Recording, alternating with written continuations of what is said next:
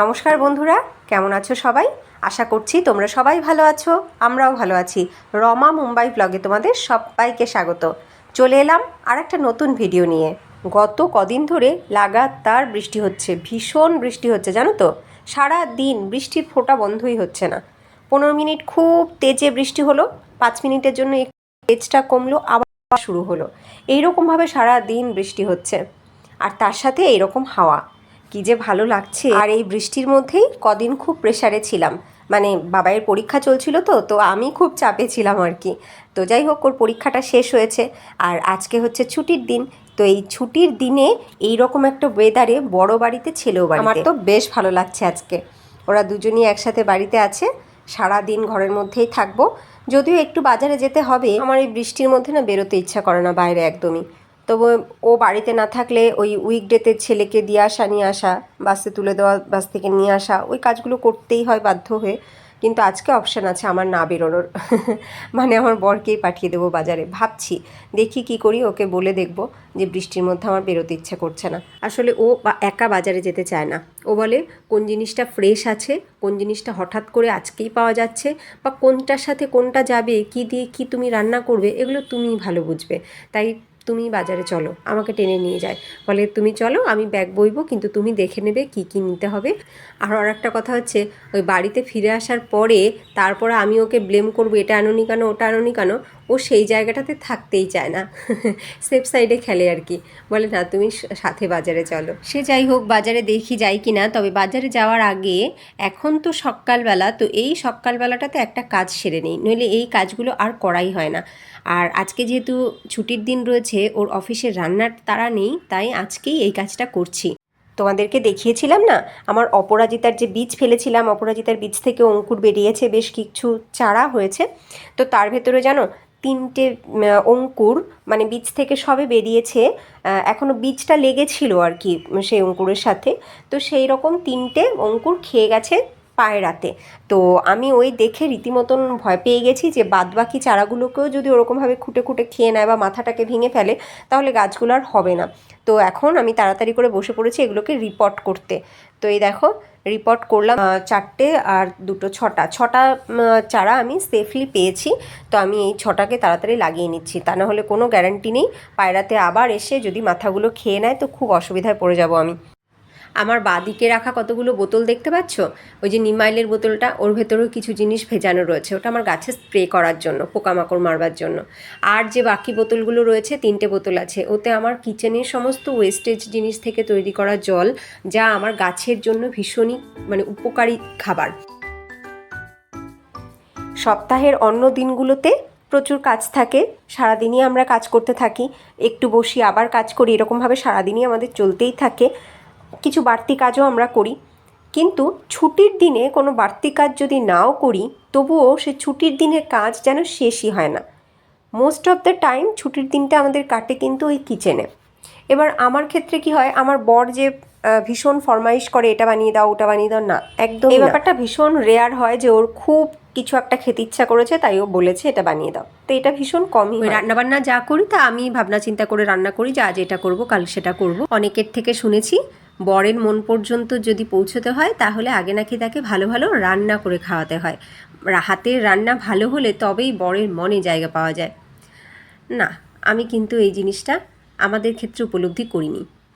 আমার হাতের রান্না ও বরাবরই খেতে ভালোবাসে। এবার আমি ওর ওয়াইফ বলে আমার রান্নাকে ও ভালো বলে তাও নয়। যেটা খারাপ হয় সেটা যদি জিজ্ঞাসা করি তবেই বলে যে হ্যাঁ আজকে একটু লবণটা বেশি হয়েছে।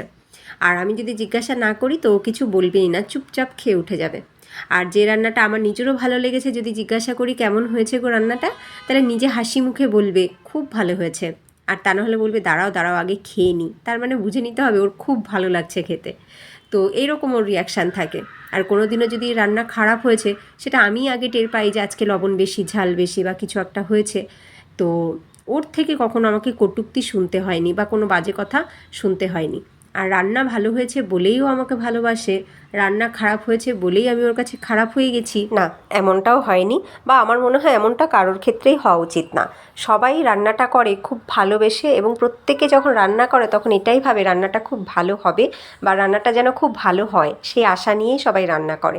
তাই রান্নাটা ভালো হলে অবশ্যই তার অ্যাপ্রিসিয়েট করা উচিত, আর খারাপ হলে খুব খারাপভাবে কোনো কিছু বলা আমার মনে হয় উচিত। অনেক বাড়িতে এরকমটাও আমি শুনেছি যে খারাপ রান্না হলে বাড়ির প্রত্যেকে মিলে যে রান্না করেছে তাকে ঘিরে ধরে রান্নাটা কেন খারাপ হয়েছে, রান্নাটা মানে খাবারটাকে ছুঁড়ে ফেলে দেওয়া হয়, এই ধরনের প্রচুর বাজে কথা আমি শুনেছি, যেগুলো একদমই কাম্য নয়। কারোর বাড়িতে কারোর ক্ষেত্রেই সেটা কিন্তু কাম্য নয়, এগুলো কখনোই করা উচিত নয়।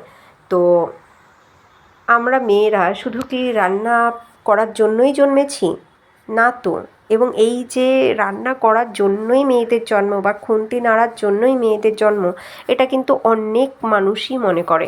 আমি শুধু পুরুষ মানুষের দোষ দেব না, অনেক মহিলারাও কিন্তু সেইটাই মনে করে। এবং এই যে ধারণাটা, এই ধারণাটা আমার মনে হয় এখন ধীরে ধীরে চেঞ্জ হওয়া উচিত, বা মনে হয় চেঞ্জ হচ্ছেও একটু একটু করে। ঘরের বউ মানেই হচ্ছে সে তিনবেলা ভালো ভালো রান্না করে করে বাড়ির সবাইকে খাওয়াবে, এবং রান্নায় কোনো ত্রুটি থাকবে না। আর খেতে বসে যে আনন্দ, সেটা যেন একটু নষ্ট না হয়, মানে প্রত্যেকে যেন খুব ভালোভাবে তৃপ্তি করে খেয়ে উঠতে পারে।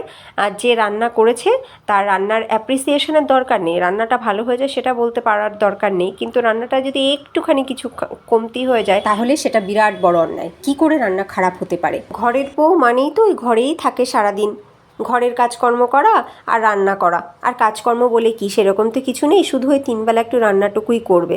আর সেই রান্নাটা একদম পরিপাটিভাবে হতে হবে, কোনো ত্রুটি থাকলে চলবে না। ভীষণ ইজি রান্না করাটা, এইটা কিন্তু প্রচুর মানুষের মানে রক্তে ঢুকে রয়েছে, যে রান্নার মতন ইজি কাজ আর কিছু হয় না, ওই খুন্তি ধরে খুন্তি নাড়া শুধু, তাতেই নাকি খুব ভালো ভালো সুস্বাদু রান্না হয়ে যায়। সত্যিই কি রান্নাটা এত ইজি? সত্যিই কি রান্নাটা এতই ইজি? তাহলে তো প্রত্যেকের হাতের রান্না খুব সুন্দর হতো, বা প্রতিটা খাবার খেতে খুব ভালো লাগতো। তাই কি হয়? হয় না তো। কখনো রান্নায় একটু নুন বেশি, একটু নুন কম, এটা কেন হয় তাহলে, যদি রান্না এত ইজিই হতো? যারা এই ধরনের ভাবনা পোষণ করে যে খুন্তি নাড়া ভীষণ ইজি, এর থেকে ইজি কিছু হয় না, বাইরে বেরিয়ে দেখো কত কঠিন দুনিয়া, আর ঘরের ভেতরে থেকে শুধু খুন্তি নাড়া অনেক বেশি ইজি, এই যে যে ধারণাটা, এই ধারণাটা সত্যি ভীষণ খারাপ। এবং এই ধারণাটা যে পুরুষ মানুষেরা পোষণ করে রাখে বা যে মহিলারা পোষণ করে রাখে, তাদেরকে বলবো তারা ভীষণ বিষাক্ত আমাদের এই সমাজের জন্য, তারা ভীষণ বিষাক্ত এই সমাজের জন্য। সত্যি কথা, রান্না এত ইজি নয়, এত ইজি নয় রান্না। যারা এই ধরনের ভাবনা পোষণ করে রাখে তাদেরকে একদিন কিচেনের দায়িত্ব দিলে টের পাওয়া যাবে যে রান্না কত ইজি। কোন রান্নায় কোন মশলা অ্যাড করতে হবে, কতটুকু তেল, কতটুকু নুন, কতটুকু হলুদ অ্যাড করতে হবে, এইটুখানি বুঝে ওঠাই অনেকটা সময়ের ব্যাপার। এইটুখানি বুঝে উঠতেই অনেকটা প্র্যাকটিসের দরকার থাকে। এত ইজি নয় রান্না। আমি মনে করি শুধু রান্না কেন, রান্না ছাড়াও ঘরে আরও যে সমস্ত কাজগুলো আমরা করি তার কোনোটাই ইজি নয়, কোনোটাই ইজি নয়। আর আমি আমার ঘরের কাজের কথা শুধু বলবো, বাইরের কাজগুলো কি ইজি? যারা বাইরে কি কাজ করে, না, সেইগুলোও ইজি নয়। প্রত্যেকটা কাজই কিন্তু কঠিন, প্রত্যেকটা কাজেই অনেক বেশি ধৈর্য, অনেক বেশি প্র্যাকটিসের দরকার থাকে। সময় বা অভিজ্ঞতা বাড়ার সাথে সাথে প্রত্যেকটা জিনিস অনেক বেশি সুন্দর, অনেক বেশি পারফেক্ট হয়। তাই আমাদের প্রত্যেকের উচিত প্রত্যেকের কাজকে সম্মান দেওয়া।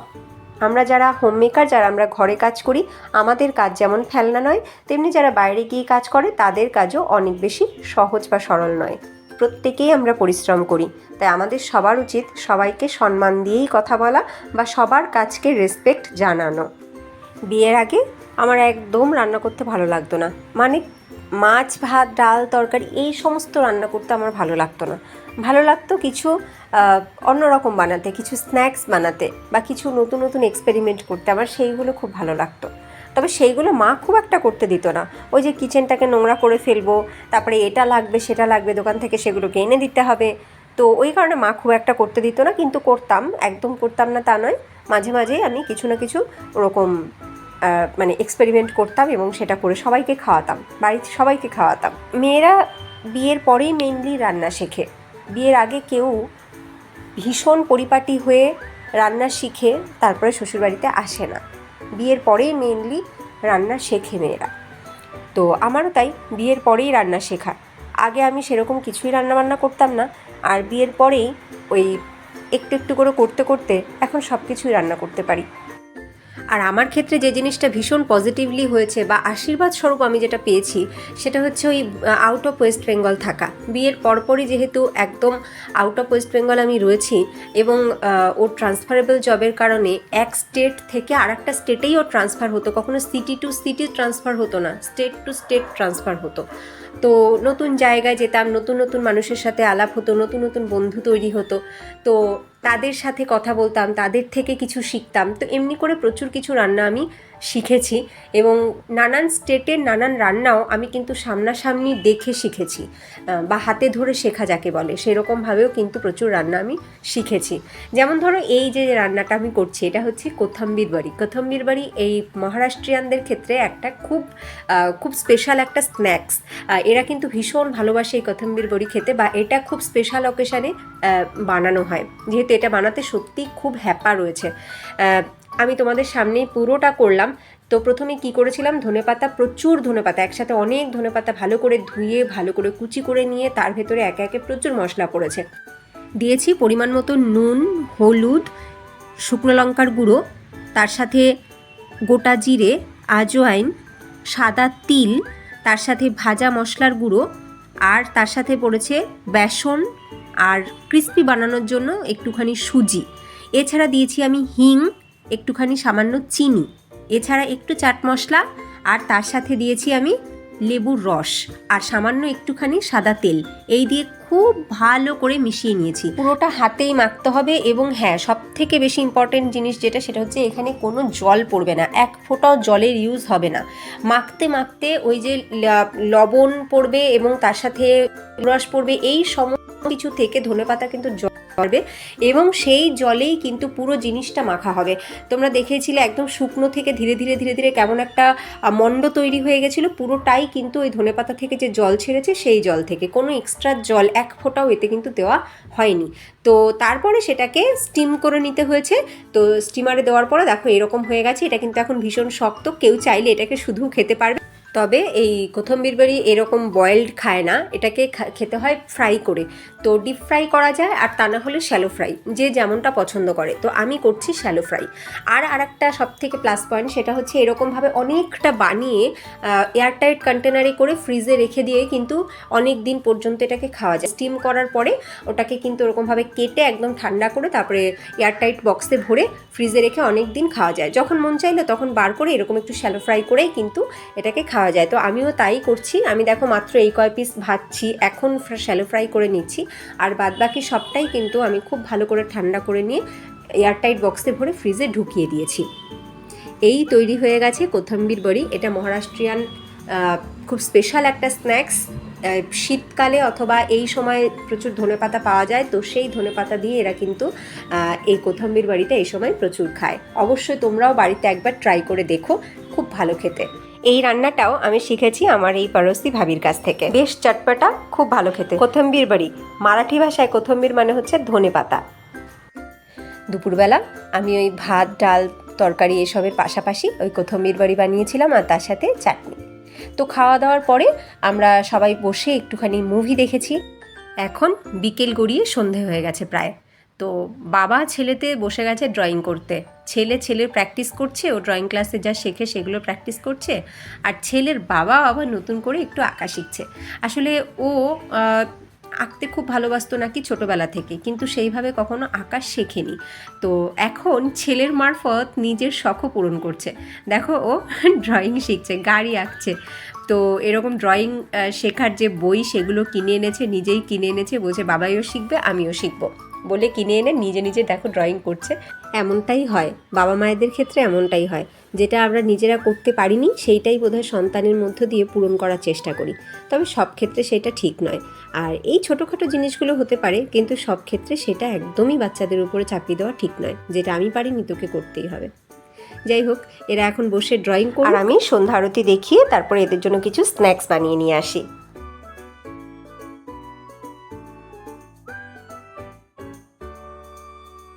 সন্ধ্যারতি করে চলে এসেছি কিচেনে। এখন বানাচ্ছি আমাদের জন্য স্ন্যাক্স। অল্প কিছুটা আটা মাখা ছিল ফ্রিজে বক্সে করা, তো সেই আটাটুকুকে বার করে ভেতরে একটুখানি পুর ভরে বানিয়ে নিচ্ছি এখন আমি কচুরি। ভেতরে কিসের পুর ভরেছি? একটা ইনস্ট্যান্ট মশলা। এখানে কিনতে পাওয়া যায় কোকোনাট গার্লিক চাটনি বলে, বাট ওটা চাটনি নয়, একটা গুঁড়ো মশলা আর কি। তো সেটা প্যাকেট করা কিনতে পাওয়া যায়। তো সেই মশলাটা আমার ফ্রিজে রাখা ছিল। ওই বাবানির বার্থডেতে যখন আমরা কচুরি এনেছিলাম, তো তার সাথে ওটা দিয়েছিল, তো একটা গোটা প্যাকেটই ফ্রিজে রাখা ছিল। তো সেইটা থেকে একটুখানি নিয়ে আমি আজকে 4টে কচুরি বানাচ্ছি। তেল গরম বসিয়ে রেখে আমি কচুরি 4টেকে বেলে নিয়েছি। এইবার আমি ভাজতে শুরু করে দিলাম। লুচি বা কচুরি ভাজার সময় যদি সেগুলো ফুলে বলের মতন হয়ে যায়, তাহলে কিন্তু আমাদের ভাজতেও খুব আনন্দ হয়। আমরা মনের সুখে কিন্তু অনেকগুলো একসাথে ভেজে ফেলতে পারি। আর যদি না ফোলে তাহলে মনটা খারাপ লাগে, আর তখন ভাজতেও ইচ্ছে করে না। আমার লুচি প্রত্যেকটা বলের মতন ফোলে, আর এই কচুরিগুলো প্রত্যেকটা বলের মতন না ফুললেও মোটামুটি কিন্তু ফুলেছে।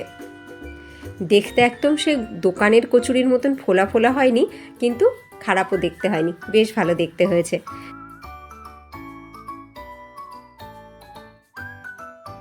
হয়ে গেল আমার 4টে কচুরি ভাজা। এই দেখো, অল্প আছে, বেশ অনেকক্ষণ ধরে উল্টে পাল্টে ভেজে তুলে নিলাম। এইবার আমি করব প্লেটিং। এখানকার দোকানগুলো দুরকম কচুরির প্লেটিং হয়। একরকম হচ্ছে এইরকম মাঝখানটাতে কচুরি ফাঁকা করা হবে, মানে উপরের পোর্শনটাকে বা যে চামড়াটাকে সেটাকে একটুখানি সরিয়ে দিয়ে মাঝখানটাতে এরকম একটা ফাঁকা করে নিয়ে তার ভেতরে সমস্ত রকমের মশলা দেওয়া হবে। আর এক রকমের প্লেটিং হয়, সেটা হচ্ছে পুরো কচুরিটাকে ভেঙে নেওয়া হয় বা ছিঁড়ে নেওয়া হয়। ছোট ছোট টুকরোতে এরকমভাবে করে নিতে হবে, ছোট ছোট টুকরো, তার উপরে পড়বে সমস্ত মশলা। তো আমি দুরকমভাবেই প্লেটিংটা করব, একটা বাবাইয়ের জন্য আর একটা ওর পাপার জন্য। তো প্রথমটাতে আমি ছিঁড়ে নিচ্ছি, মানে এটা বাবাইয়ের জন্য প্লেটিংটা করছি। ছোট ছোট টুকরো করা থাকলে ওর খেতে সুবিধা হবে। তো প্রথমেই দিয়ে দিলাম আমি কিছুটা স্প্রাউটস। এই স্প্রাউটসটা অপশনাল, এটা কিন্তু আমার ঘরে ছিল তাই আমি এখানে দিলাম একটু হেলদি করার জন্য। দোকানে কিন্তু এটা দেওয়া হয় না। তো এইবার এর উপরে আমি দিচ্ছি একটুখানি মশলা। এই যে মশলার কথা আমি বললাম, কোকোনাট গার্লিক চাটনি, সেই মশলাটা একটুখানি উপর থেকে দিলাম।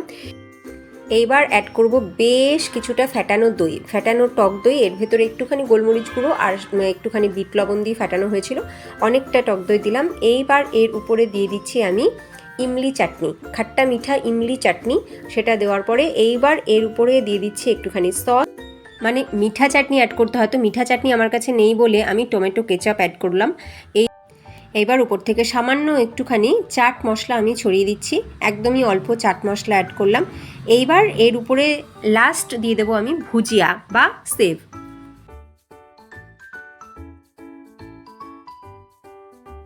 দেখো রেডি হয়ে গেছে দারুণ টেস্টি সুপার স্পাইসি খাট্টা মিঠা কচুরি। তো কচুরি এখানে কিন্তু এরকমভাবেই সার্ভ করা হয়। এই 1 প্লেট কচুরি খেলে কিন্তু তোমার এক্ষুনি পেট এখানেই ভরে যাবে। এটা খেয়ে জল খেলে পেট আইঢাই।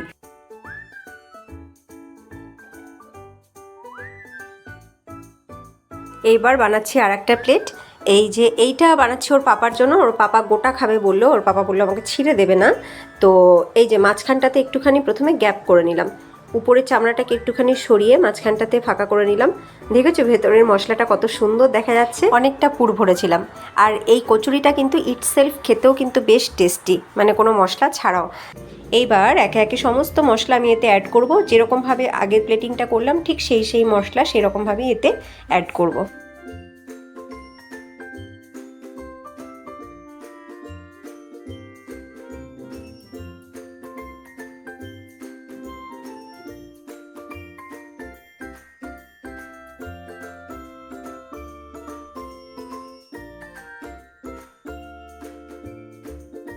হয়ে গেল রেডি 1 প্লেট কচুরি। বাবার বার্থডেতে আমরা এরকমভাবেই গার্নিশ করেছিলাম। 1 প্লেট কচুরি রেডি। এটা যাবে আমার বরের হাতে, ও এরকমভাবেই খেতে চেয়েছে। দারুণ টেস্টি, সত্যি বলছি দারুণ টেস্টি, দারুণ স্পাইসি।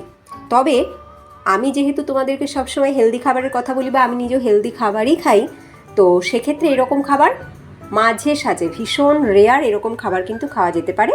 আর আজকে যেহেতু খুব বৃষ্টি হচ্ছে, তো বৃষ্টির দিনে এরকম একটা স্ন্যাক্স ইভিনিং টাইমে নেওয়া যেতেই পারে।